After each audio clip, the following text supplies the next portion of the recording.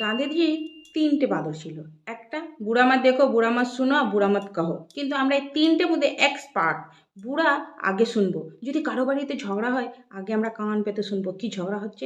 জানলাটা আস্তে করে ফাঁক করে দেবো, ফাঁক করে দেখবো, আরে ব্যাস হয়েছে, ঠিক হয়েছে, এবার জব্দ।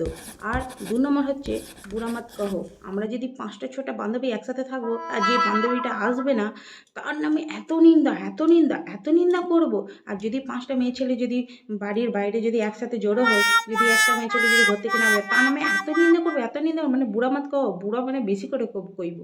আর 3 নম্বর হচ্ছে বুড়া মাত দেখো। দেখো মানে, আরে ওর বাবা বা কি পোশাকে, হাত কাটা পরাক, পা কাটা পরাক, তো আমাদের কি? হ্যাঁ, সেই না আমরা দেখবো ওই পিঠ কাটা ব্লাউজ, ও মা, তার থেকে ভালো কি বলবো, ওইটা বলা যাবে না, ওইটাই পরে বেরোতো সবচেয়ে ভালো হতো। দেখলেন তো, এই তিনটের মধ্যে আমরা এক্সপার্ট। গান্ধীজির আমরা কোনোটাই